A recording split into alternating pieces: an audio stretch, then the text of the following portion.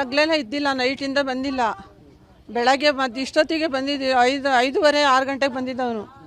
ಬಂದಲ್ಲೂ ಇಲ್ಲ, ಯಾರೋ ಹುಡುಗರು ಕರ್ಕೊಂಡು ಬಂದಿದ್ದಾವೆ ಮನೇಲಿ ಕರ್ಕೊಂಡು ನಮ್ಮಮ್ಮ ಇಲ್ಲೇ ನಿಂತ್ಕೊಂಡು ಅಂತ ಇದ್ರು. ನಮ್ಮ ಮನೇಲೆಲ್ಲ ಹುಡುಗರಿಗೆ ಬರಬೇಡಪ್ಪ ನೀನು ಅಂತ ಹೇಳಿದ್ರು.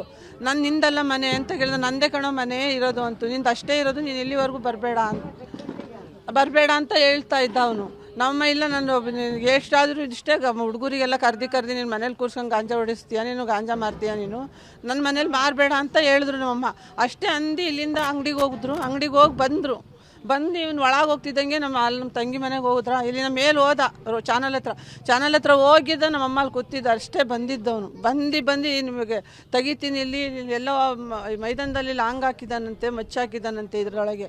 ಅದನ್ನು ತೆಗ್ದು ರಾತ್ರಿ ಎಲ್ಲ ನಿಮಗೆ ಇವತ್ತು ರಕ್ತ ಹರಿಸ್ತೀನಿ, ರಾತ್ರಿ ನೈಟ್ ಎಲ್ಲ ಇವತ್ತು ತೆಗಿತೀನಿ 3 ಜನನ ಅಂತ ಹೇಳ್ದವನು.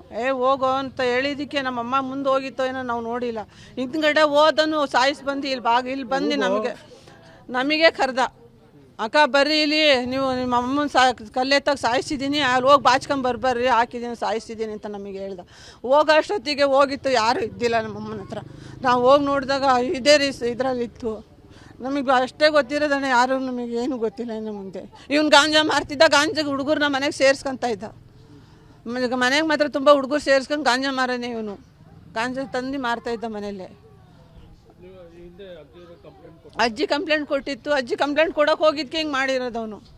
ಅಜ್ಜಿ ಇದ್ರೇ ಈ ಥರ ಮಾಡ್ತಿದ್ದೆ, ನನಗೆ ಆಗಲೆಲ್ಲ ಕಂಪ್ಲೇಂಟ್ ಅಂತಿದ್ದೆ ಅಂತಲೇ ಕಂಪ್ಲೇಂಟಿಗೆ ಹೋಗುತ್ತೆ ಅಂತ ಪೊಲೀಸವ್ರು ಚೀಟಿ ಇಟ್ಕೊಂಡು ಹೋಗಬೇಕಾದ್ರೆ ಐತೆ, ನೆನೆ ಪೊಲೀಸವ್ರ ಹತ್ರನೇ ಐತೆ ಚೀಟಿ. ಅದು ತೊಗೊಂಡು ಹೋಗಿ ಮಾಡಿರೋದವನು ರೋಡಲ್ಲೇ. ಆಗ್ಬೇಕಣ್ಣ, ಜೀವಾದಿ ಶಿಕ್ಷೆ ಆಗಬೇಕು ಅವನಿಗೆ. ಹೊರಗೆ ಬಿಡಬಾರ್ದು, ಹೊರಗಂತೂ ಬಿಡಬೇಡ್ರಿ. ಪೊಲೀಸರ ಹತ್ರ ನಮಗೆ ನ್ಯಾಯ ಸಿಗಲ್ಲ. ಪೊಲೀಸವ್ರು ಇಷ್ಟಲ್ಲ 10 ಸಲ ನಾವು ಪೊಲೀಸವ್ರಿಗೆ ಹೇಳಿದ್ವಿ, ನಮಗೆ ನ್ಯಾಯ ಸಿಕ್ಕಿಲ್ಲ. ನಿಮ್ಮಿಂದನಾರ ನಮ್ಮ ಮುಂದೆ ಶಾಂತಿ ಕೊಡಬೇಕು, ನಿಮ್ಮಿಂದ ನ್ಯಾಯ ಸಿಗಿಸ್ಬೇಕು. ಆ ಶಿಕ್ಷೆ ಆಗಬೇಕು, ಜೀವಾವಧಿ ಶಿಕ್ಷೆಬೇಕಿಲ್ಲ, ಇಲ್ಲ ಗಲ್ಲಿ ಆಡಿರ್ಬೇಕಷ್ಟೇ. ಅವನಿಗೆ 2ರಲ್ಲಿ ಒಂದೇ ಆಗಬೇಕು. ಇಲ್ಲ ಜೀವಾವಧಿ ಶಿಕ್ಷೆ ಬೇಡ, ಜೀವ ಇರುತ್ತೆ. ಗಲ್ಲಿ ಆಡ್ರ್ ಮಾಡಿರಿ ಅವನಿಗೆ, ಗಲ್ಲಿ ಆಡ್ರ್ ಆಗಬೇಕು. ಅವನಿಗೆ ಕಾನೂನು ಇರುತ್ತೆ. ಅಜ್ಜಿಗೂ ಬಂದಿಲ್ಲ. ಅವ್ನ ಮೊಮ್ಮಗ ಎತ್ತಿ ಆಡಿಸಿದ್ದಾರೆ, ಅವನಿಗೆ ಸ್ನಾನ ಮಾಡಿಸಿದ್ದಾರೆ, ಹಾಲು ಕುಡಿಸಿದ್ದಾರೆ. ಅದನ್ನು ಅವನಿಗೆ ಜ್ಞಾನ ಬಂದಿಲ್ಲ ಅಂದರೆ ಅಂಥವ್ರು ಇರಬಾರ್ದು, ಪ್ರಪಂಚದ ಮೇಲೆ ಬದುಕಿರಬಾರ್ದು. ಅವನಿಗೆ ಗಲ್ಲಿ ಆಡ್ರ್ ಆಗಬೇಕಷ್ಟೇ ನಾವು ಕೇಳ್ಕೊಳೋದು. ಮಾಡಿರೋದು ಗಾಂಜಾ ಹಾಕ್ಕೊಂಡು ಡ್ರಗ್ಸ್ ತೊಗೊಳ್ತಾನೆ. ಅದೇನೋ ದುಡ್ಡಿನಲ್ಲಿ ಹಾಕಿ ತೊಗೊಂಡು ಮೂಗಿಗೆ ಏರಿಸಿ ಈ ಥರ ಮಾಡ್ತಿರೋದು. ಅವನು ಮೂಗಿಗೆ ಏರಿಸ್ಕೊಂತಾನೆ ದುಡ್ಡಲ್ಲಿ.